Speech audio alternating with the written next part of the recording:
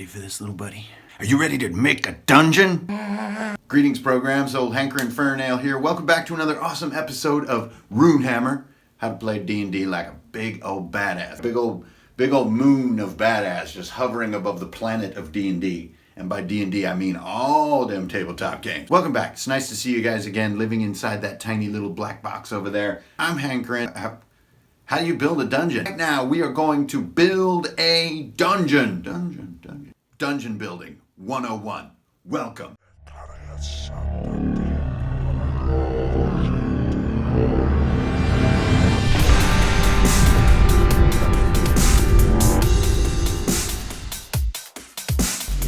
Came up as like, hey, actually, I've never made a dungeon. I don't even know where to begin.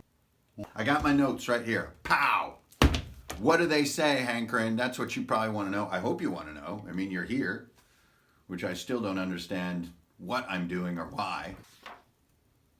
At the beginning, that's what I always say. Wise words to live by. Always start at the beginning. Begin with the beginning.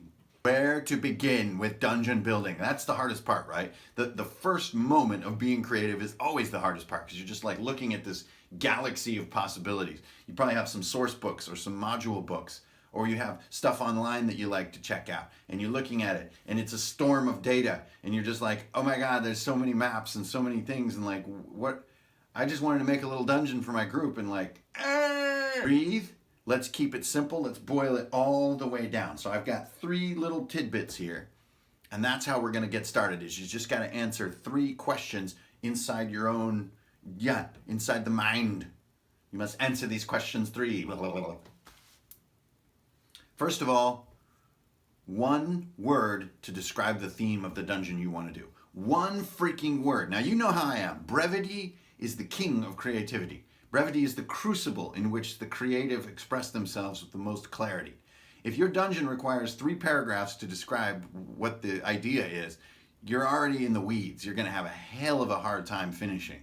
1 single word that describes the tone of the evening that you're going to play this dungeon, or the feel that's going to give you the inspiration that's going to push it forward. Okay, so some examples for this could be like ice. That's an easy one, right? This is an ice dungeon. Oh my God, I can see it in my head right now. There's like ice tunnels, there's some doors that are frozen and kind of sticky, there's a slippery floor, there's some pokey icicle things that fall from the ceiling, there's like blue giant guys, there's like some kind of weird liquid. Maybe there's like a river under like a clear thing of ice, and maybe there's a guy who's thawing by a torch and then he breaks free and he bites you. Be like a blue dragon. And then like these weird kind of Hoth-like looking, it's like a blizzard outside and then like a Hoth-like ice cavey kind of entrance. It just all starts happening, okay? But then whenever I don't know what to do, I just come back to my 1 word, ice. Another more common one that gives you like a little bit less is the word like stone. Okay, a lot of dungeons are made of stone, so this one isn't necessarily going to give you the cue that you need. But wait, yes it is. Because you're going to do the right thing, which is to invest the maximum amount of assumed data into that 1 word. So what I mean by that is like, let's say your word is stone. Okay, you just know you want to do a stone theme, and you have a bunch of cool stone terrain that you've built laying around, or whatever. Maybe you have a player who has this sort of stonecraft thing that's cool in your group, and you want to play on it. Right? If you really invest in this word stone, it's not just, oh yeah, the walls are made of stone. No, that's not investment. Investment means, okay, the enemies are stone. What does that mean? Well, you've got your rock elemental. I mean, that's kind of obvious, right? Then you got like statues that come to life. It's really sort of a rock elemental. But then we got some weird stuff, like we got these rolling boulders like on Labyrinth. Something's actually been turned to stone that shouldn't be stone. Okay, ooh, that's interesting.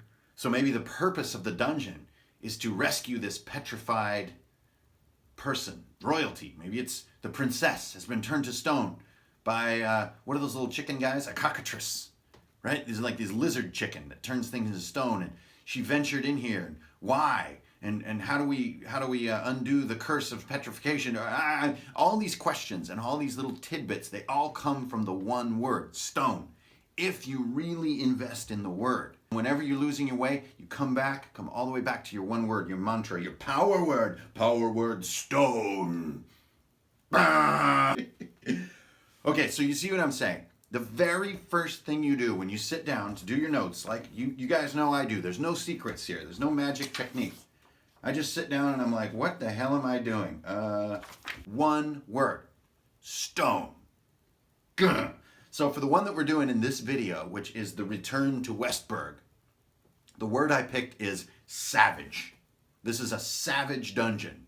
Okay, what are savage? What's savage in this world? Well, savage kind of means like raw, sort of ragged, natural power and like sort of early or low technology or tribal technology. This kind of, but with a bad tinge to it, right?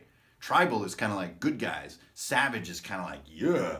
Wooden posts that are sharpened on one end. They're kind of like fires burning. There's like sticks piled to form walls and stuff, and like bad architecture that's sort of cobbled together. And they're sort of mean, feudal relationships between the guards and the captains, right? They have this savage relationship. It's all a culture of strength and of violence. And oh man, yeah, okay, so how does this form a dungeon? Well, they have like these sharpened pikes, and that's how they formed all these walls. And you need to go in there, and they sort of, what else does, well, they kind of have a wall that they're all hiding behind and poking with. This is a savage behavior, right? There's some rocky spaces that are all sort of broken and maybe with piles of things. What else is sort of savage in this world? Sort of like, like war paint and like, it's very orcish, actually. Savage and orcishness, they kind of go together, right? So there we go. There's like an orcish enemy. Okay, nice. That's something. And they have this really mean kind of relationship with each other. Like the guy in charge is just in charge because he killed the last guy in charge. So you're going to work your way up to this current sort of violent captain guy. Okay, now I'm just going places. Whatever. So you see in the other two examples, the single word is really literal and descriptive of material, ice, stone. But savage is a little more nuanced, a little more interesting. But that's where we come to the second step. Okay, you've got your first word, your one-word description of your theme. Okay, you got it, right? So write that sucker down. Now you go to the second step, which is how does this dungeon fit? It's the fit. So first step, one-word description, anchor word, power word. Second step, fit. How does this dungeon fit? Why is this dungeon in your game? Why do you want to do a dungeon at all? Is it just because like dungeons are cool? Okay, that's fine. Is it a brand new group?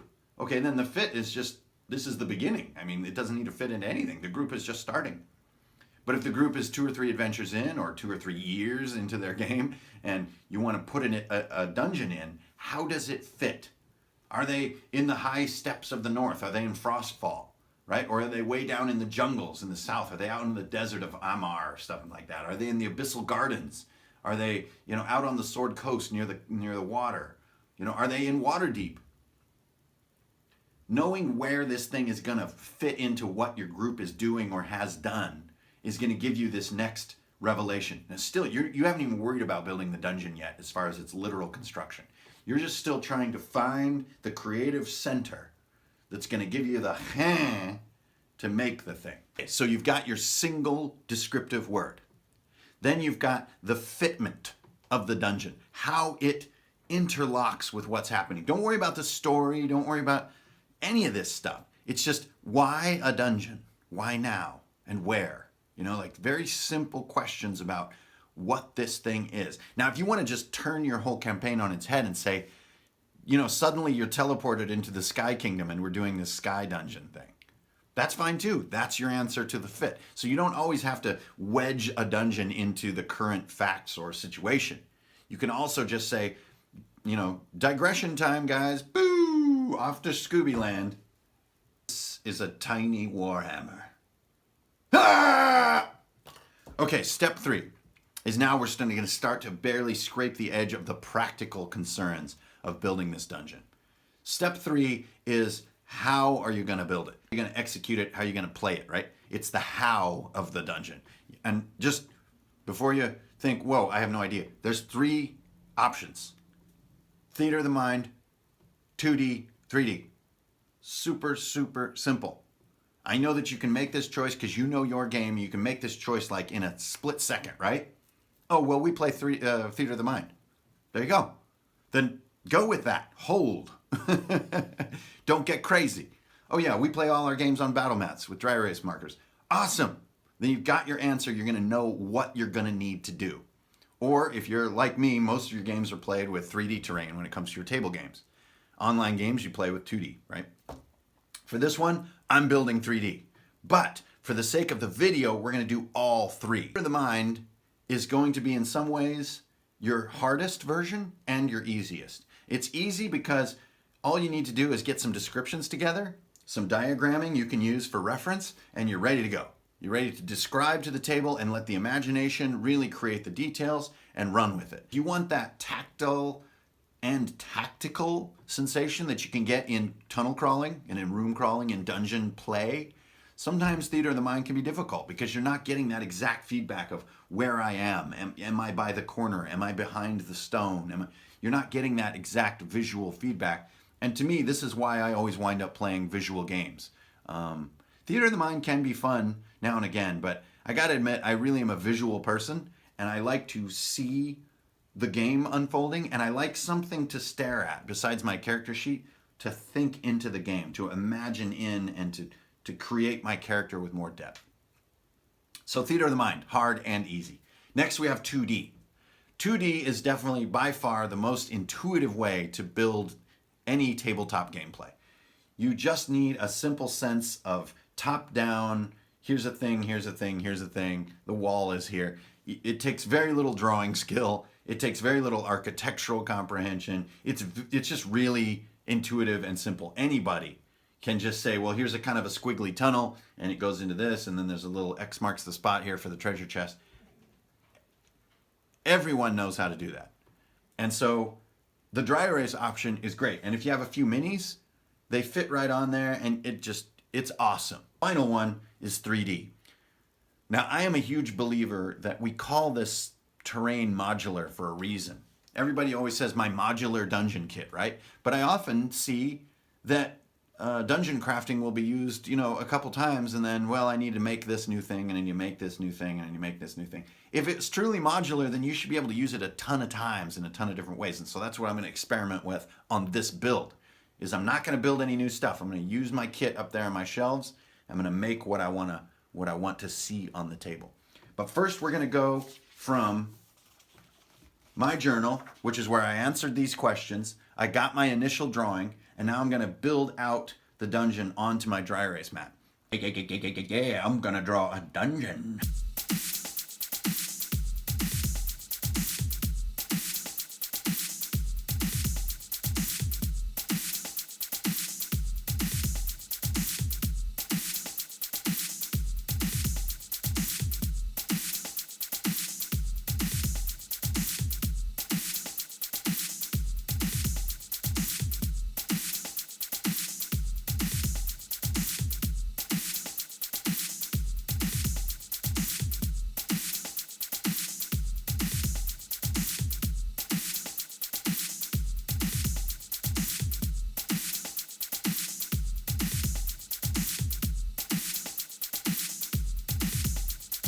Woo, done. All right, got the whole 2D map done. So I have my guys in the final phase here, but if I kind of put them back into more representative locations, here we go. Okay, now I'm getting agitated. Now I'm getting excited. Hang on. Now that I've done this dungeon twice, I'm ready to do it in 3D, and I can do it off the top of my head. That's my final note for this stage of Dungeon Building 101, is translation or transcription. So you're going to have maybe a map in a book, or maybe you're going to have a map that you sketched in your journal. When it comes time to play at the table, the last thing you need to worry about is accurately transcribing that map onto what you're doing. Now, if you're like the Order of the Amber Die, because they're crazy and awesome, they authentically recreate published adventures, so they have to exactly match things when they create their maps. You're not those guys. Those guys are nuts. They do like 100-hour marathons. You're a normal person. So all you know is there's kind of a gate, there were kind of two tunnel things, but my drawing is already like quite different from how this dungeon wound up. And you know what? That's fine. I probably improved it that second time, and I don't need to be looking back and forth and checking, oh no, this should be a longer corridor. None of that matters. Let go, Luke. Okay, so we've already talked about finding your theme, getting started, and then we talked about thinking about what you're going to build. I really have 4 events, 4 themes, 4 ideas, and exactly how some of these spaces measure out or exactly what the distances are, I'm going to have to leave that to a little bit of fudge. Now the map has a grid on it, right? So it's kind of like suggesting to me, well, this bridge is 10 feet wide. In most cases, that's totally fine. I'll go with what the grid says. But if I want to tell you that this is further than it looks, and this is actually like, a ways to run, because I feel that coming on, I'll just do it. And a lot of times I'll just say to the group, like, I can only fit so much on the map. This is actually, and you can even write it on there. Like, you can even write, like, this is 100 feet. Like, you can't just bend space and warp space like that in a plastic way. But I think that's my point, is that you totally can, if you like to run your game that way. And thinking in events or in big moments can make your notes far more concise and short, which means you can remember them, which means you can play from memory, not from book, and you can have a lot more fun with the game. I'm gonna go to my favorite part, which is gonna build this baby out in 3D. It's probably gonna be in a couple of pieces, because this is just a little huge for one piece of 3D. Like I'll probably do this half and that half of the chasm, with the chasm separating the 2 maps with the bridge. And so that's what we're gonna do. So I guess we'll do it in supervision, right? We're gonna go into hyper time. Here we go.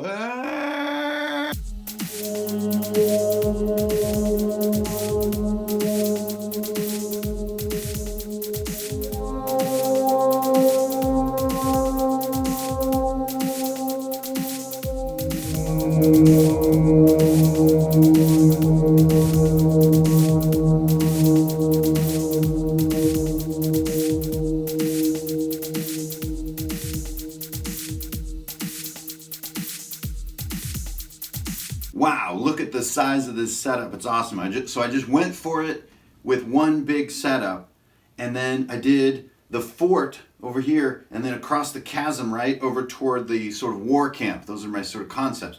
So one thing I did too is I built it up off my play box, so I actually get like a really deep chasm here, and I think that adds to the fun. I know that's silly, and that's just an element of 3D board building, but it's tangible. You put a little guy and he's walking over here to this edge, that feels like a scary drop off. So I just set my boards, my big board pieces, on the border of my play box, and then I have Chessex cases underneath the corners to make it all nice and stable.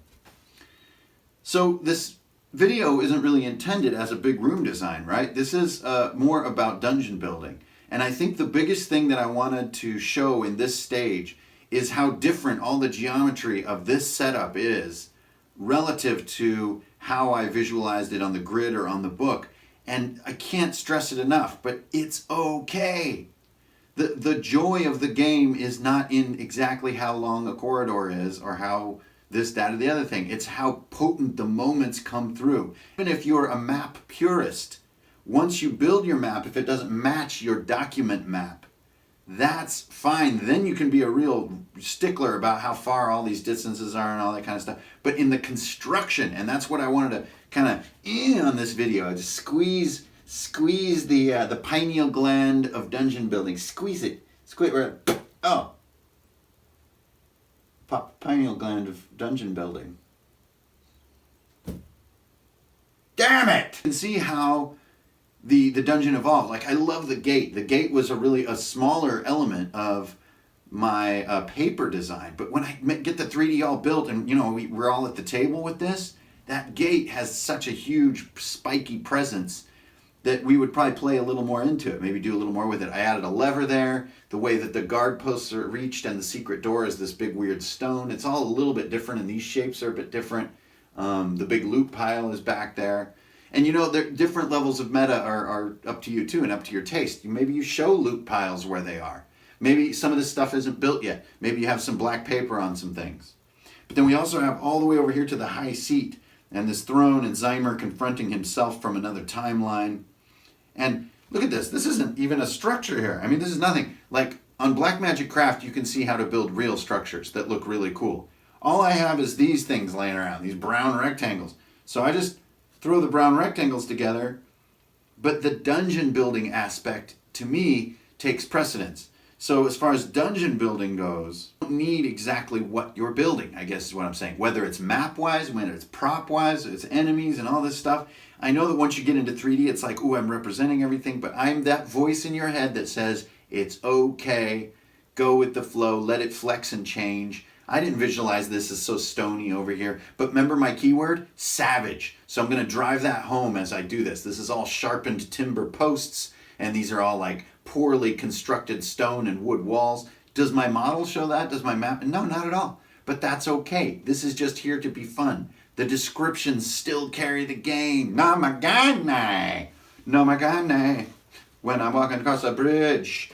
Got this Sahagwin mutant jumping on a fox's face. Hey. We also have this great archer tower up here, and this really gives something that players will not like. I mean, this guy shooting a pepper. We have a cart of lumber, and then like a gold ore here, and then I swapped out my huts because I have these made, and these kind of feel like huts, so guys can pop out of there. I added an arbalest because it just feels more like a war camp. Then suddenly the arbalest is covering the bridge, and ooh, that's a really fun mechanic. They might have to get past this guy to neutralize the arbalest, or the scorpion as it's sometimes called.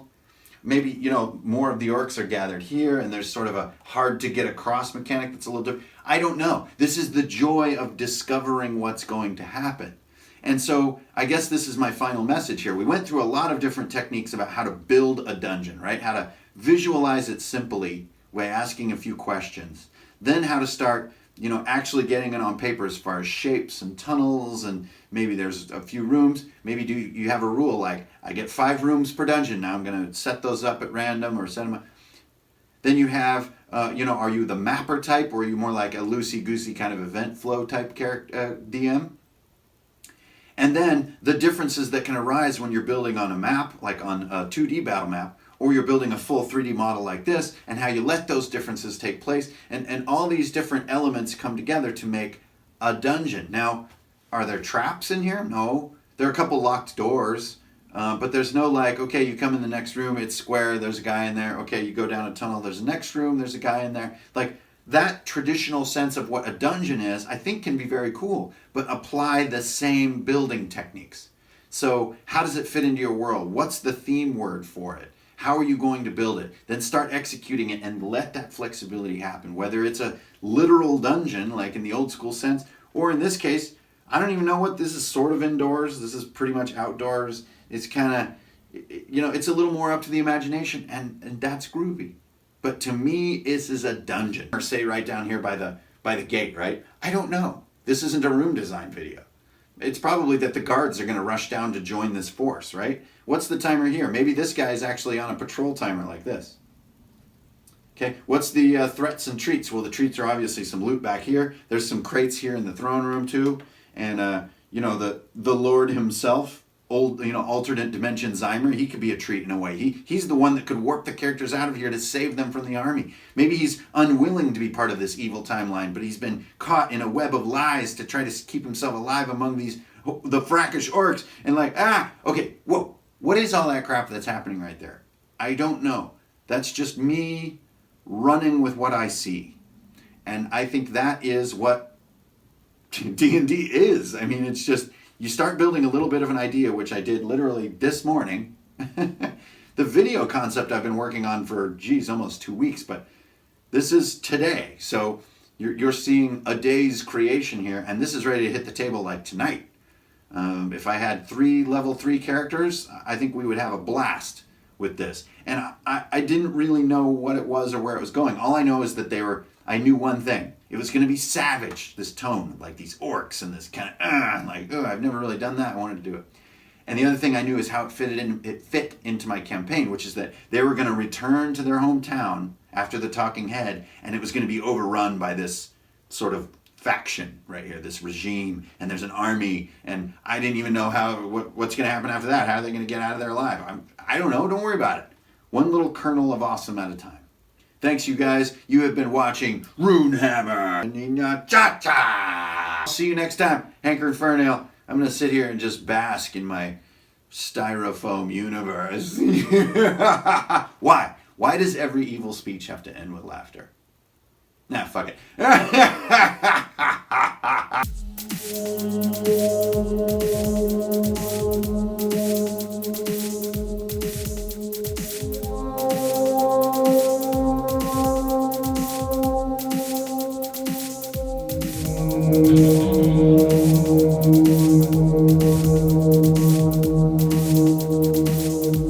You're not me. I'm me, and I'm old.